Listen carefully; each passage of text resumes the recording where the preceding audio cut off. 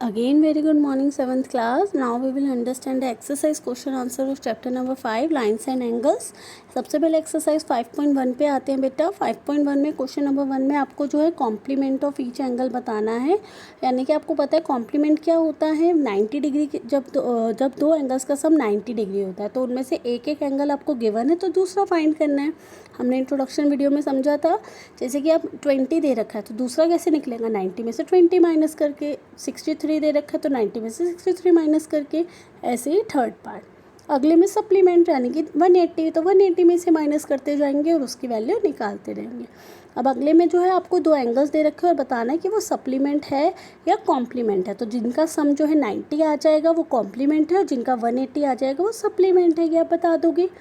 Fourth question में बेटा find the angle which is equal to its complement. ऐसे angle बताओ जो एक दूसरे के कॉम्प्लीमेंट के इक्वल हो। तो ऐसे आपने जो एक एंगल एक्स ले लिया तो दोनों एक दूसरे के इक्वल आने चाहिए तो 90।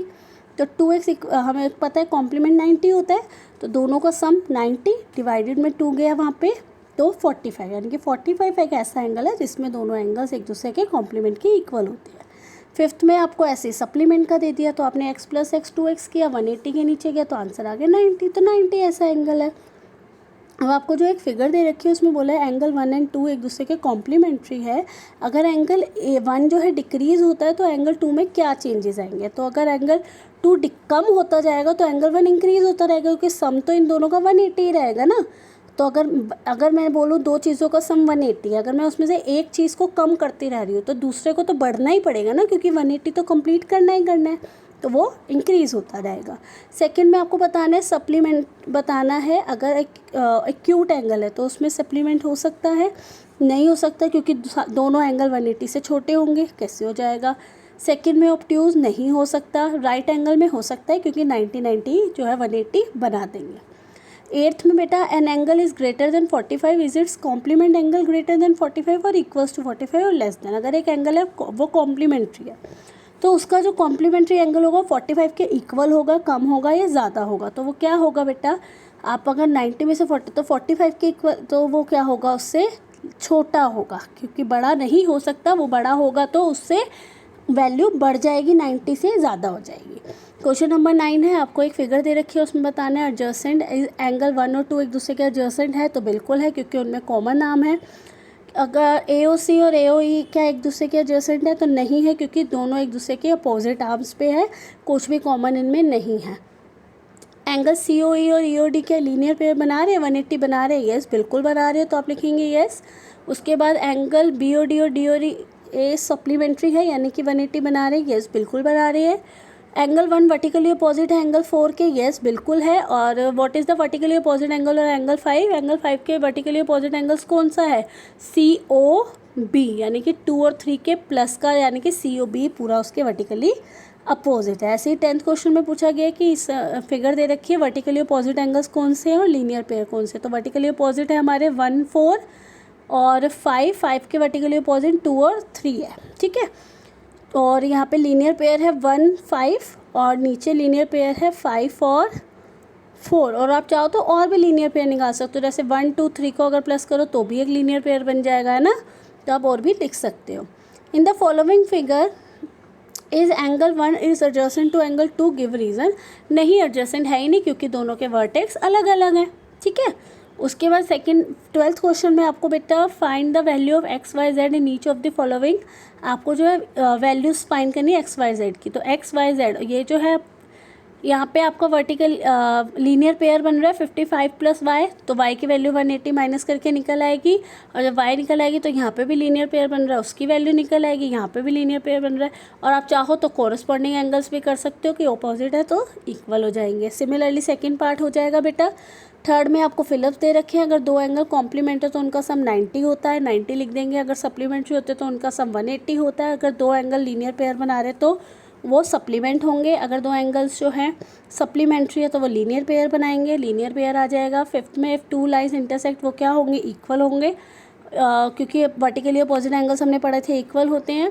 सिक्स्थ में है if 2 lines intersect at point if 1 pair of vertically opposite angle at acute angle then other part of the vertically opposite angles are obtuse होगा क्योंकि वो तो बड़ा ही होगा।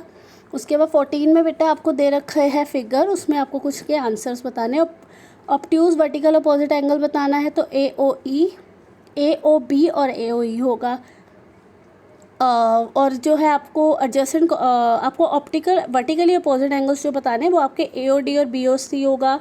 आपको एडजेसेंट कॉम्प्लीमेंट एंगल AOB और AOE होगा। इक्वल सप्लीमेंट एंगल आपका BOE और DOE होगा। उसके बाद आपका अनइक्वल सप्लीमेंट जो इक्वल नहीं होंगे, ऐसे तो कई सारे पेयर्स आप यहाँ पे लिख सकते हो, AOE हो गया, EOC हो गया, AOD DOC, ये सारे हो जाएंगे। और एडजेसेंट जो कि लीनियर पेयर नहीं फॉर्म कर रहे, यानी कि 180 नहीं बना रहे, वो आपके अपोजिट वाले हो जाएंगे, AOB AOE AOE EOD, ये सारे हो जाएंगे। उसके बाद एक्सरसाइज 5.2 आती है। 5.2 में बेटा आपको प्रॉपर्टीज़ बतानी है जो ट्रांसवर्सल वाली हमने पढ़ी हुई है कि किस प्रॉपर्टी से कौन सा बनेगा। जैसे कि आपको एंगल अगर A और B पैरेलल है तो एंगल 1 और 5 क्या होंगे, पैरेलल में हमने पढ़ा था क्या होते हैं, कॉरस्पॉन्डिंग एंगल्स जो है इक्वल होते हैं तो इक्वल हो जाएंगे। 4 और 5 जो है 4 और 6 क्या होंगे, ये जो है आपके इक्वल हो जाएंगे क्योंकि same transfer same corresponding angles है, यानी कि अंदर की साइड जो है एंगल्स हो जाएंगे। 4 और 5 प्लस 180 तो क्या होगा, ये जो है सप्लीमेंट्री 180 ही बनाएंगे, ठीक है ना। उसके बाद क्वेश्चन नंबर 2 में भी आपको ऐसी लाइन दे रखी है और उसमें क्वेश्चन पूछा गया कॉरस्पॉन्डिंग एंगल लिखने हैं, अल्टरनेट इंटीरियर एंगल्स लिखने हैं, interior angles on same transfer लिखना है और वर्टिकली अपोजिट लिखने हैं, ये आप लिख लोगे। उसके बाद क्वेश्चन नंबर 3 में एडजॉइंट फिगर ये जो बेटा मार्क होता है ना, पैरेलल का होता है, जब दो लाइंस ऐसे बनी होती है पैरेलल है तो आपको अननोन एंगल्स बताने हैं, कैसे निकालेंगे। तो एक जगह तो वर्टिकली अपोजिट एंगल्स बन रहे हैं तो आ जाएगा सेम, अल्टरनेट इंटीरियर बनेंगे तो वो भी सेम हो जाएंगे।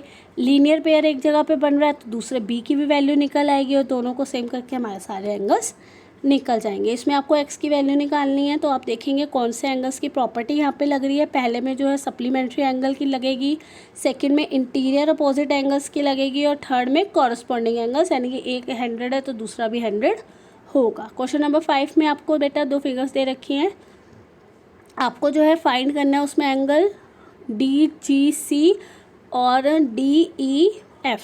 तो कैसे निकलेंगे, कॉरस्पॉन्डिंग एंगल्स है तो कॉरस्पॉन्डिंग एंगल्स इक्वल होते हैं पैरेलल लाइंस में। क्वेश्चन नंबर 6 है, लास्ट है, आपको जो है लाइंस जो पैरेलल दे रखी है और उसमें आपको क्वेश्चन दे रखे कि कैसे निकालोगे, तो आप प्लस करते रहोगे। इंटीरियर एंगल्स का सम हमने पढ़ा था, लास्ट प्रॉपर्टी थी पैरेलल लाइंस वाली, जो ट्रांसफर से जो एंगल इंटीरियर को बनते हैं उनका सम 180 होता है, तो उसको आप प्लस करके आंसर निकालते जाओगे, ठीक है। जो फॉलो करेगा तो वो सही है और जो नहीं करेगा वो पैरेलल लाइंस नहीं है। So this is your exercise question answer. I hope you understand it very well. तो नीट एंड क्लीन अच्छा सा काम अपनी कॉपीज़ में कीजिएगा। ऑल द वेरी बेस्ट बेटा।